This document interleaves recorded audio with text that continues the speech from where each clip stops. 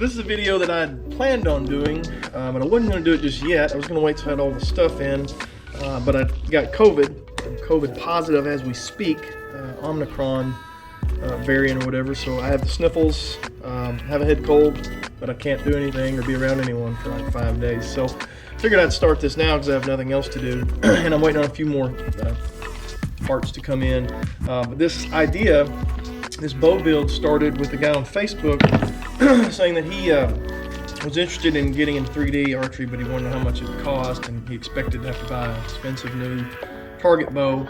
And I was telling him about getting into it. I did 2 last year with my hunting bow and really enjoyed it. My kids are getting into it, so I decided to get into it full steam ahead. And so I wanted to share with him and everyone else what it cost me to get into it, and I think you can get into it even cheaper.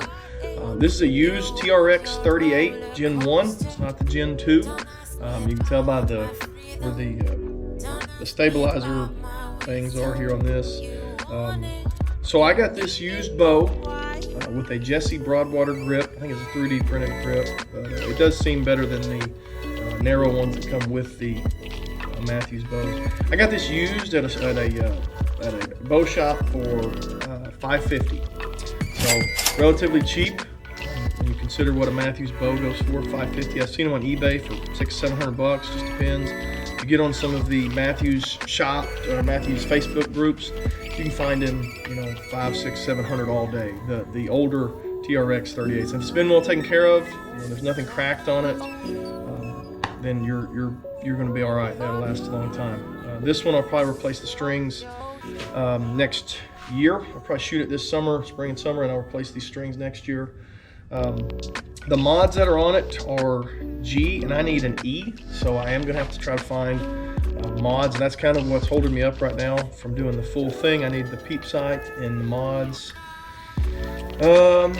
and a quick release for my stabilizer. So I want to kind of keep up with what I'm paying for all this. You could obviously do it cheaper, but I want to have a running total of what it cost me to get into it.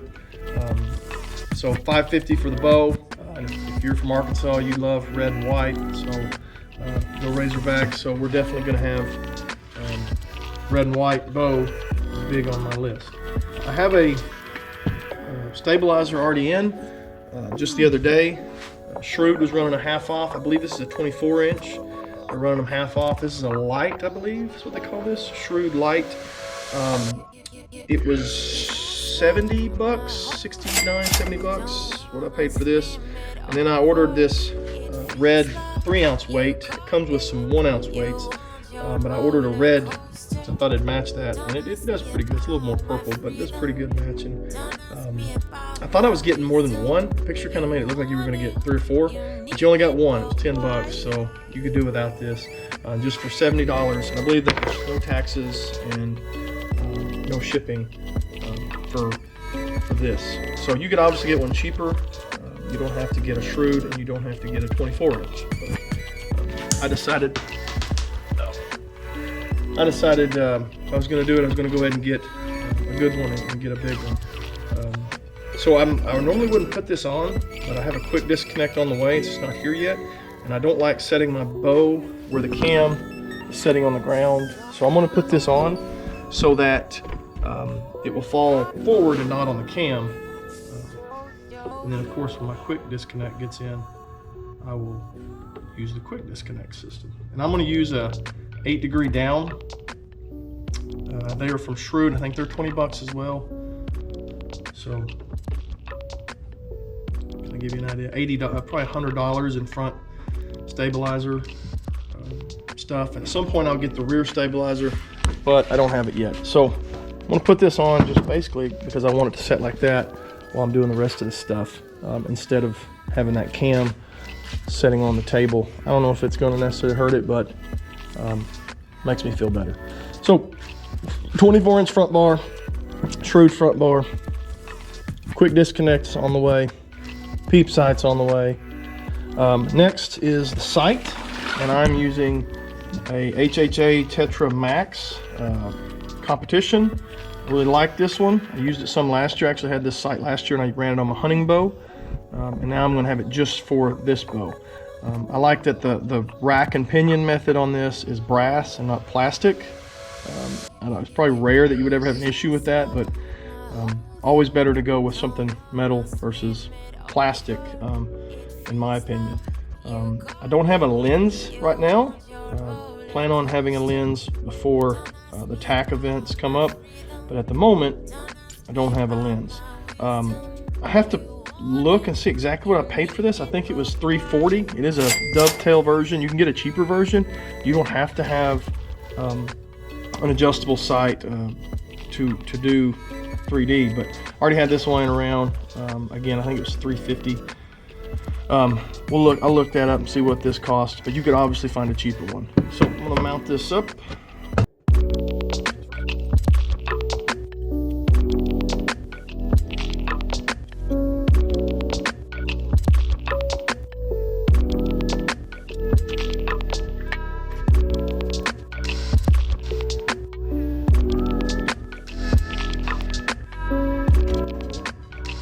So a little bit about why I like HHA. I mean, other than the rack and pinion being brass instead of plastic, they're made in America, American company. I actually emailed them because I'd lost these 2 bolts, and they were good to email me. They emailed me back and said, you know, what's your address? We'll send you a new one. All I was looking for was what the actual bolts were, so I could go buy them at like Ace Hardware or something.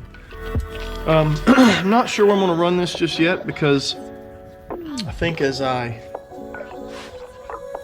get my peep sight in, I'm going to want to adjust, you know, how far out this is. I'm looking to get an adjustable aperture, either a Hamskea or a specialty archery peep sight. So I may run this in a little tighter. I used to run it way out, which they said you'll be more accurate, but then I've heard, you know, you also exaggerate your misses, so run it in a little bit more. You're not good enough of an archer to make that much more accurate, but you can make your misses that much more exaggerated. I don't know if any of that's true or not, but easy to mount up the HHA Tetra, competition Tetra. I'll have to put a new tape on here and get that re-sighted in. That tape's from my VXR. So we're at like $350. Probably $100 for all the stabilizer stuff, $550 for the bow. So $550 plus $350, $900, and plus stabilizer being $100. We're at $1,000. Definitely don't have to have that much invested in the stabilizer and the sight. The next thing on the list, I actually bought this, and again, you could find a cheaper one. I bought this Hamskea Trinity Pro. I believe it's Pro, yeah, Trinity Hunter Pro. I bought this off a guy online. I've been using QAD for a long time and have nothing against QAD. I really like them. I do want to try the Trinity, or the Hamskea Trinity. I want to be able to take this launcher out and put a target launcher on with just the very small contact. But this is about $200 if you buy it at a store plus tax. You know, it's going to be $220. I bought this off of a guy online for $180. Didn't have to pay taxes, and he shipped it to me. So didn't save a ton. Might have been worth $40 that I saved to just take it to an actual, you know, dealer and let them put it on for me. But nonetheless, I've got it, so it's on. We're gonna take care of it, and we're gonna figure it out. So Hamskea sends this monster bolt to mount this up with, so that's pretty cool, I guess.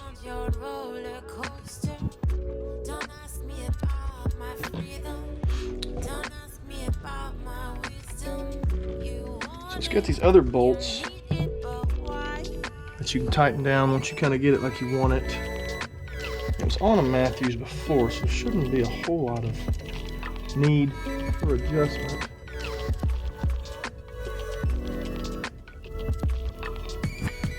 And one thing I like about the Trinity is you have the micro adjustability, so I can loosen that up and we can micro adjust them.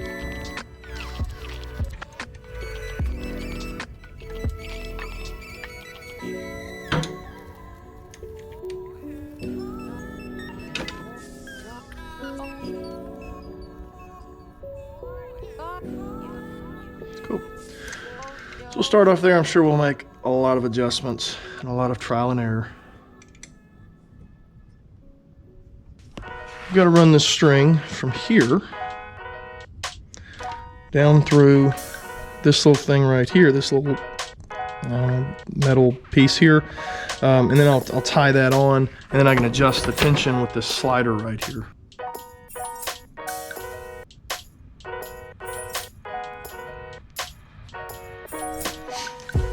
And so this end, this was loop end on mine, but it has a little mechanism here that lets you slide it. This end will be down here, and I'm going to actually run this through this pad here that keeps it in a bow press, and that'll be fairly easy to loop through there, I think.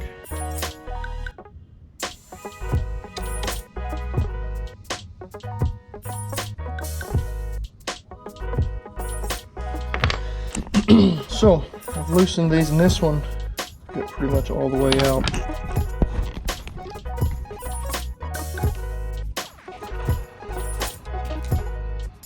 A little Loctite on it, so that's good. And then I'm just going to put this loop back through there. And I, of course, did not come up with this. This is Chris B's secret, I guess. So I'm not trying to take any credit from anybody. I'm just going to tighten that back down.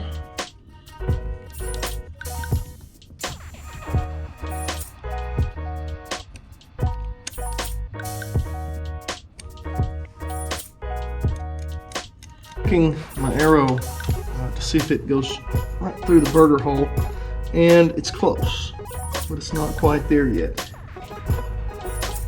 So I'm going to tighten this down again.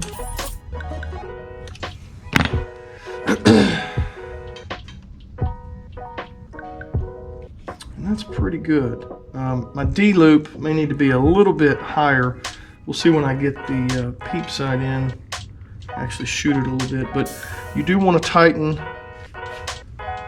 this hamskey down so that the drop away or fall away or whatever you want to call it, limb driven, whatever, is actually all the way down right now. And mine's just slightly up, so I'm going to adjust that. But it does help you look at it and go, okay, is the arrow hitting it straight on? Got a bunch of these little levels, and if you'll check the level on the back, and of course this is nothing scientific, check the arrow, it's pretty good, just eyeballing it with a little level. It's pretty level right where it is, although I think it's a little low. It probably ought to be, I think, half up the burger hole and not straight through the middle of it. I think that's to be a little knock high, but not a bunch knock high. Now I'm all the way down here. Great clearance there. I've got this adjusted up to where I don't have any slack string sticking out. So now I'm going to finally, for the third time, tighten this down and hopefully leave it. So I think I finally got in the rest of my bow build, so I'm going to try to start putting this together. Hopefully, if I'm lucky, I can get it done tonight, but I won't get my arrows done tonight, but at least I can have it all built and be ready to shoot it. Got my last box from Lancaster Archery in. Just a few things, nothing super important, but the final pieces. It is hard as can be to find a quick disconnect right now with an 8 or a 10 degree down angle for your front stabilizer. So I had to get a 10 degree CBE. These are like 20 bucks. It wasn't too bad. Shrewd is what I was trying to get. The Shrewd has an 8 degree. Couldn't find it anywhere, but it'll probably be back in, now. But I may switch to an 8 degree, but 10's all I can find, so I went with 10. Had to get some Boeing Cool Flex, boning Ferrell type Cool Flex low temp for some arrows that I'm going to build maybe tonight. I'm trying out some new tack vanes. I've been using these 2 1/4 right here, going to 2.75, 2 3/4. I'm going to see if maybe a little more fletch gives you a little more stability in flight. So I really like them so far. They are hard to get to stick on a shaft. You really have to get their primer and their glue if you're going to make that work. And even then, you still have to do some stuff to get that to work. So I'm going to get to that later, hopefully. But this is what I was really waiting on, for the most part, was the peep, the PXS target peep. This was a little more expensive than what I normally would do. Oh, and I got the Hamsky launcher there, the G-Flex launcher for 3D targets, but I'm gonna swap that out too. I could have got a $10 peep at any archery store, but I want the ability to put clarifiers or verifiers in there, because I am going to put a zoom lens on my sight at some point, and the adjustable apertures. So the apertures I think were 40, and the actual peep itself is like 35 or 37 or something. So it ended up being about 90 bucks plus shipping. You know, call it 100 bucks. You know, for that. But the ability to put that verifier in and the adjustable aperture is going to be really important. So I am happy to have that. It's worth a little extra. Again, I could have got a $10 peep, save some money. There's going to be a lot of stuff that I do that you could get a little cheaper version. Like you don't need $45 worth of apertures. Realistically, I'm going to find the aperture that works for me, and that's the one I'm going to use. The rest of them will just sit there. But I didn't know which one I wanted, so I didn't want to order them one at a time. So you get 5 apertures for 45 bucks. So anyway, we're going to try to, a couple other things. Again, I got the G-Flex launcher instead of the standard. This was like 12, 15 bucks. I don't know if it's worth it, but thought it'd be worth trying. Then I've got a Bomar nose button I'm going to try. I'm going to use a nose button instead of a kisser button. I've always used kisser buttons, and I've always liked them, but figured this is getting a lot of good reviews. Makes sense that this would be a little more consistent than the corner of your mouth. So it's like $15, and kisser buttons are cheap. So if I swap it out, I'll be able to. That's a cheap, easy fix to go from a nose button to a kisser button. So if I don't like it, it's an easy fix. I had a very hard time finding a back bar, a quick disconnect angled back bar. Found this one on Amazon. It's some no-name brand I've never heard of, you know, straight from China. For 20 bucks, 25 bucks, like that. It has markers. I wish they were numbered. That's really the only difference I can tell, that they these markers aren't numbered, so you don't really know, you know, what you're at. But I guess you could mark it. That's what I'm going to try to do, is just mark where I like it, and then I'll just try to put it on that mark every time. But it's adjustable. It has the quick disconnect. Every other one I was finding was 80, 100 bucks, and I just didn't know that I wanted to spend that. For my back bar, I'm actually going to use my hunting stabilizer. So this is just a little short stabilizer, like 10 inches, I think, that I use for my hunting bow. I don't shoot my hunting bow during the off season. You know, if I'm going to be target shooting, I'm not going to shoot my hunting bow. So I figured it would be better used as the back bar for my my 3D archery setup. So that's cheap. I didn't have to pay anything for that. Of course, this was a CBE Torx. I don't know. I didn't pay a bunch for it to begin with, but anyway, we'll get to that in a little bit. I had to order a little bit of serving, and I found this on Amazon, another kind of combo to this. The serving line, there's a bunch of it, and I don't know if this is good serving or not. It seems a little thicker than what I'm used to, but we're going to make it work. And it came with this peep string separator, so you could put your peep in. I'm going to try it a different way, but I thought, well, if my other method doesn't work, this little tool right here might be worth a shot. And I think both of these together were 8 or 10 bucks, and just serving by itself was like 8 or 10 bucks. So I kind of got this for free and thought it might be useful. So first things first is to get this peep on. All right, so this is what I'm going to try to do. I'm going to try to get my peep sight here in this string without using a bow press. And I've got a tool, but I'm going to try to use actual tips for my VTAC 23s. See this? These are brand new. They haven't been shot. They haven't been scuffed. So there shouldn't be anything that would catch a string and cause it any issues. And I'm fortunate that this string, or this bowstring, has the line in it, so that I can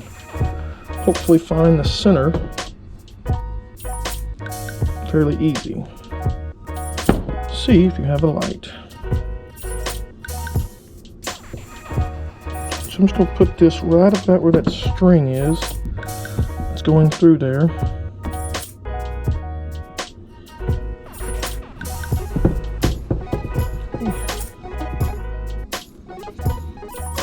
Put it down here just a little bit.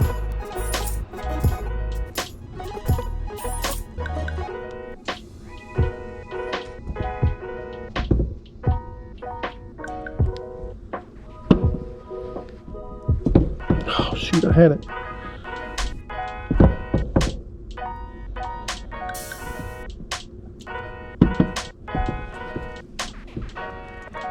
Okay.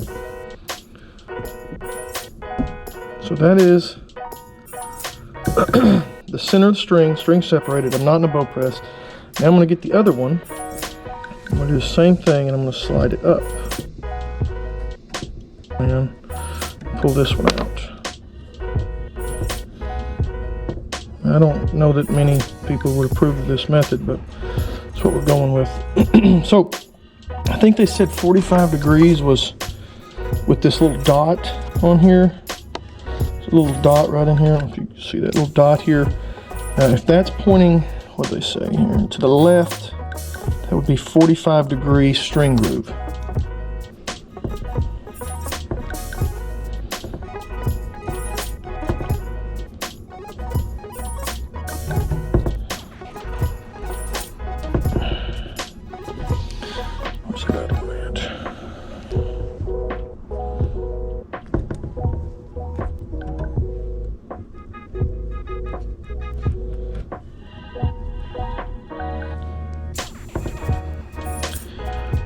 Okay, I feel like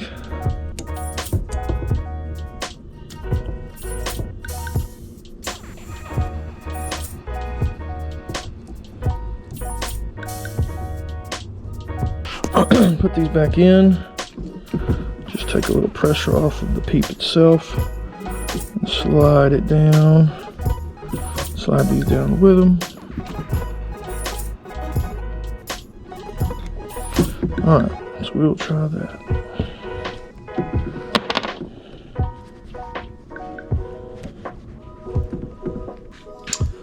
So, we need to line our peep up with the midway.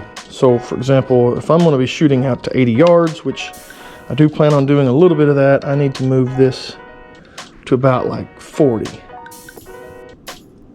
And then line my peep up with that. Of course, my peep is backwards now, so. And that changed everything. Peep sight tying on here. I've just found this on a basic YouTube video, and I don't know what I'm doing, so don't follow me. I would just YouTube this from somebody that knows what they're doing. But it's basically 3 knots around the groove on this peep sight. So there's one. It's knotted on the bottom. Come back to the top. Got about 2 feet of string here. And now I'm going to knot it on the top.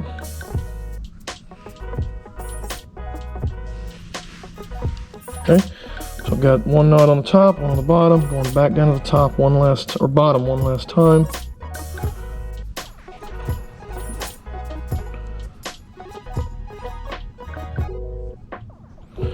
All right, so from here, I'm going to just do half hitches down the opposite side. So this one here, I'm gonna go down this side. I think I'm doing 6 is what. Get back in that groove.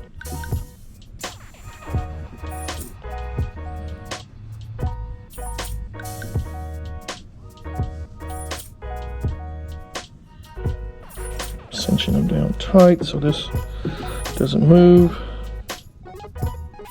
so that I can burn the bowstring down and burn the serving down without getting close to my bowstring. And I'm not going to get it too close. I'm more concerned about my bowstring than I am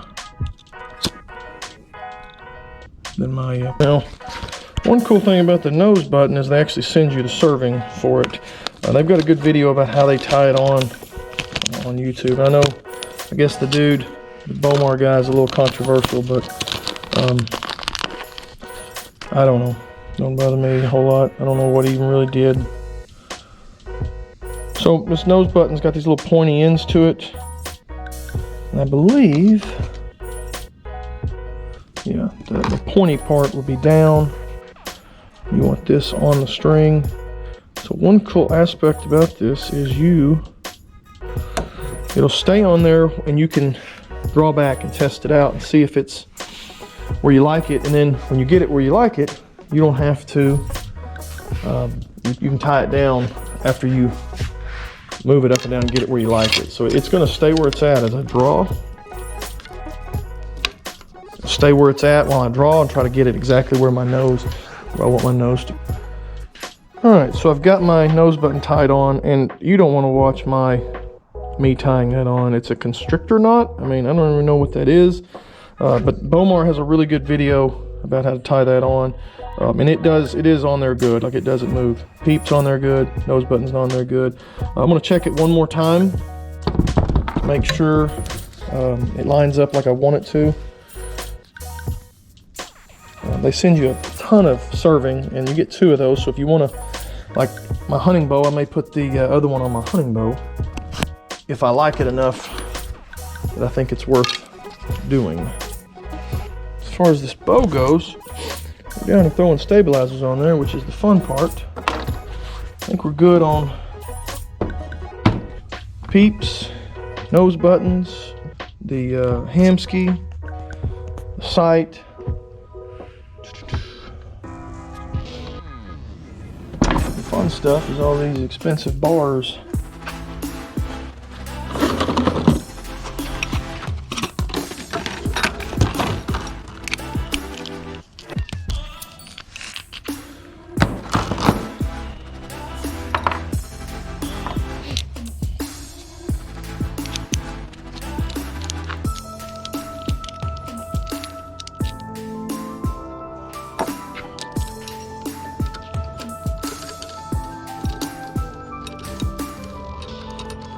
Alright, so I finally got some mods for the CCT mods. These are F. I really think I need E, but I'm going to try to make F work. It's weird that my VXR, the draw length is 27 inches with G mods. This TRX says that with G mods it's 27-inch draw, but when I draw this back it's still too short. So I'm going to try these. They're supposed to be 27 and a half. I'm going to try these. If it's a touch too short, I may do a little longer D-loop. I got these used off a guy. He just had them, didn't need them. So you can find a lot of that stuff on these Facebook groups. They were 40 bucks. Hopefully if you get a target bow, you can get the mods you need instead of having to try to find them used. So far that's been the only thing I've had issues with, trying to find mods that are the right mods. They're not making them anymore, so it's either I got to special order them or try to find somebody that already has them. But we're going to try to put these on. These are mods F80, and then I've got A and B.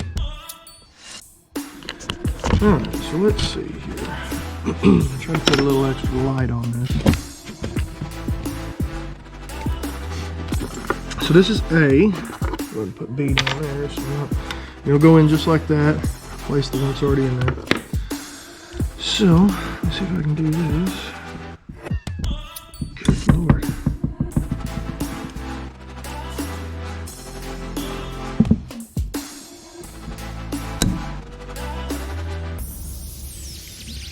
Try not to strip any of these in.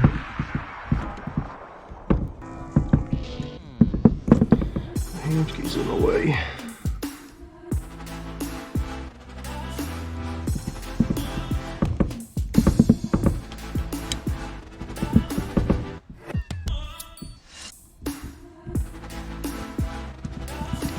There's the first one.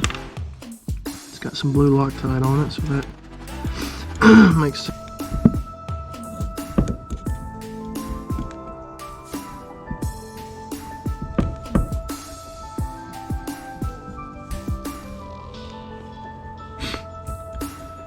Alright, so those two screws are out. Didn't strip them, so that's a good sign.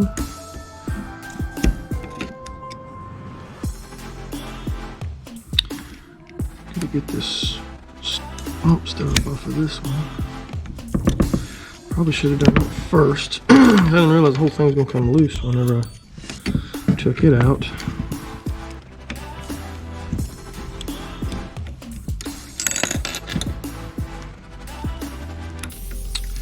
Another thing I could do with this, if this doesn't, it's still a little too short, I could take a few twists out and loosen it up a little bit. So I'm gonna go straight to this one.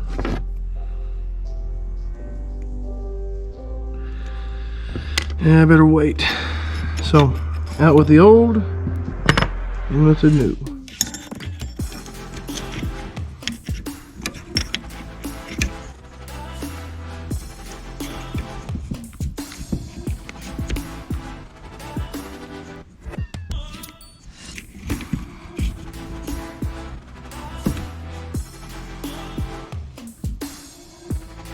Those two screws line up fine.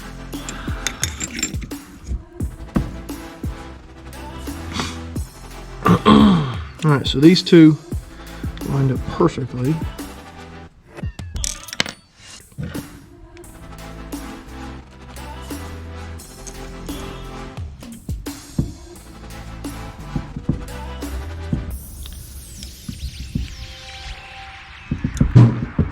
Snug those up a little more.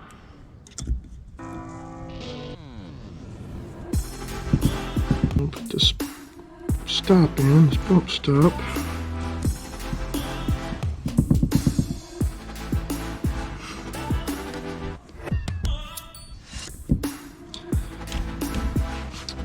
This is the first time I've ever done my own module swap. I've always just paid to have that done. And really, this is super easy.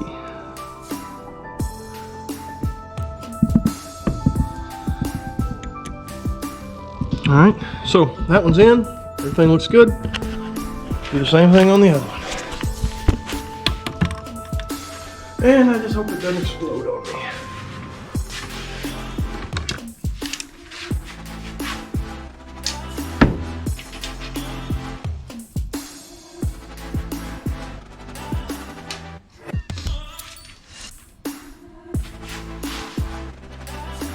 Oh, that's perfect.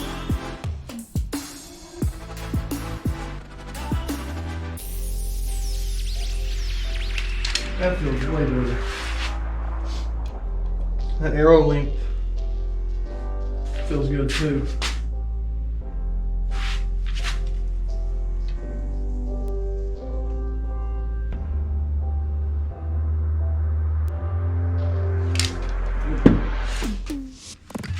A good $40 investment right there. Made all the difference in the world. I'm gonna paper tune today. I've got this cheap little situation rigged up. I've done a lot of different methods for paper tuning, cardboard boxes, whatever. This is just an old ladder from a ladder stand. And this, all you need is just an area to shoot through. I like to shoot level. Like for example, if you're shooting 3D, you'd be shooting up, you wouldn't be shooting down. I think a lot of people, when they do this, they just throw their block on the ground and they shoot down at it, and then they think they got, you know, knock high or whatever. So I think if you shoot straight, pretty level, you get a better idea of how the arrow's passing through versus the arrow passing through. So I like to put a little something on there to aim at. Just to, I know I'm going to shoot a little high, so I put mine just a tad low because I'm probably going to hit more like here. And then I've got the block target there, and of course I don't have anything over there that might get hit. So start this process with a low knock.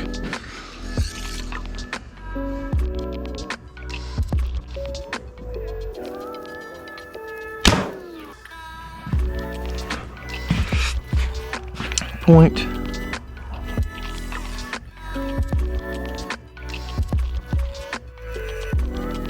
Ended up having to take off this Hamskea G-Flex, like a 3D launcher. The way it is on this, I just put the regular Hamskea rest on here. This is so much taller than the normal Hamskea. You can kind of see like if the arrow was on the top of that lizard tongue versus where it would be down in the valley of that Hamskea. Even with my rest as low as I could get it, I still couldn't get a bullet hole. I was getting a lot of rips, knock high rips, I believe is what I was getting. So I switched to the normal V Hamskea rest, and immediately it was better.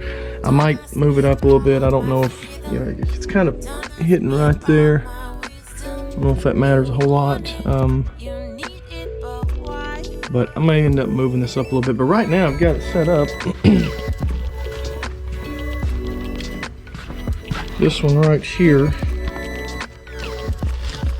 That was my last shot, so it's a pretty good bullet hole, I'd say. And this was the second to last one here, and I just moved. I had a little knock left on it. I guess it's considered knock left, but this one, straight bullet hole. And what I was getting with that G-Flex is these. You see these pretty long rips. You know, just knock low on a lot of these. No matter how I moved rest, I couldn't get it low enough so that it wouldn't be knock low. So I put the original one back on. Seems to be working just fine. I don't know if it's not compatible. Never said that it wasn't compatible, but anyway, we're shooting straight now. Now it's time to sight in.